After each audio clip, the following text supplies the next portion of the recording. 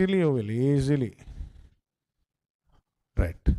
ఈ 3 కార్నర్స్ మీరు చూస్తున్నారు కదా. ఇప్పుడు ఇటు సైడ్ అపర్చర్, ఇటు సైడ్ది షటర్, ఈ కింద ఉన్నది ఐఎస్ఓ. సార్ ఎందుకు ఇది కింద ఉంది ఇది పైన ఉంది, ఎట్లన్నా పెట్టచ్చు. ట్రయాంగిల్ ఈక్విలేటరల్ ట్రయాంగిల్ అని విన్నాం కదా.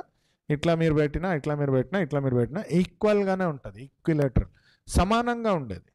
I feel this is how you learn smart technology. Smart మనకు ఉన్నాయి అన్ని మన ఆధునికతను అర్థం చేసుకోవాలి అంటే ఎక్స్పోజర్ ట్రయాంగిల్ ఈ టైప్లో ఆలోచించండి. నా ఇక్కడ ఏమవుతుంది, అపర్చర్ వాల్యూ కింద నుంచి పైకి చూడండి రివర్స్లో, అంటే 1.4 అని ఉంది. 1.4 అని ఉన్న దగ్గర అపర్చర్ ఓపెన్ ఉంది అంటే బ్రైట్ అవుతుంది.